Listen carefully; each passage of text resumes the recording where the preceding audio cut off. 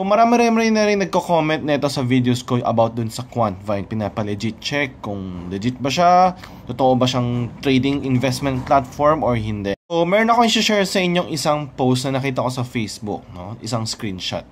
Ayan, so sinerch ko yung Quantvine sa Facebook and ito yung unang nakita kong post.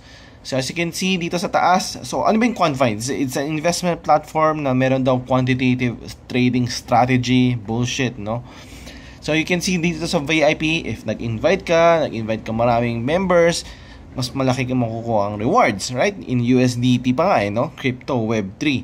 And meron pa silang VIP profit breakdown kung saan you can earn up to as high as 4.6% a day. Ano? Depende yan syempre sa capital na pinapasok mo. Kung mas malaki ka nilabas na pera, mas malaki yung yield na makukuha mo. For those who are already familiar with this kind of scheme, then alam mo na isa po itong Ponzi. And para naman sa mga hindi familiar sa Ponzi, ito po ay isang classic Ponzi kung saan mayroon pang MLM, kung saan pa nag-invite ka, mayroon kang makukuha rewards or incentives. And if naglagay ka ng capital, usually mayroon pang yung mga nakalaki. Mag-lock ng 7 days, 12 days. After that, babalik pera mo, kabalik capital mo, plus yung kita mo. And here, as you can see, mag-earn ka daw ng daily. And dito, kaya mo mag-earn ng for as low as 1.8% daily. To give you a big comparison sa mga traditional banks, you get around 3 to 5% annually. That's a year. Pero dito sa Quantvine, kaya mo mag-earn ng 1.8 daily. So, ito times 365 mo pa yan. So, that's around, 700% APYs ang makukuha mo in a year. So, that's very unrealistic, no? That's very unrealistic. Kahit sabihin mo pang meron pang quantitative strategy bullshit yan. That's unrealistic. Huwag kayong basta-basta maniniwala sa mga ganyang meron daw silang AI, meron daw silang strategy, kaya kumikita sila, kaya kaya nila magbigay ng profit sa inyo araw-araw.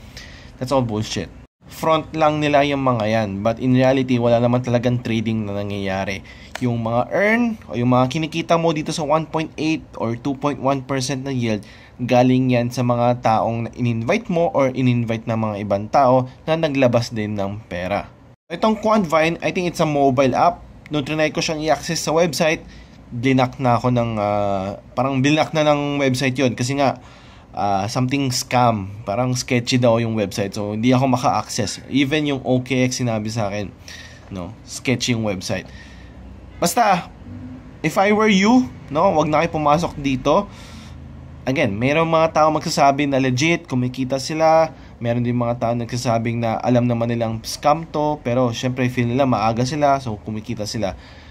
Those are totoo naman, possible na kumikita talaga tong mga tao na to. Kasi sa isang Ponzi scheme, or diba, meron talagang taong kikita, and ito yung mga taong mas madalas na nagpo-post or nagko-comment na nagsasabi na kumikita sila. Ang problema dyan, may hangganan kasi itong mga platform na to, and usually it's around 6 months or less, no?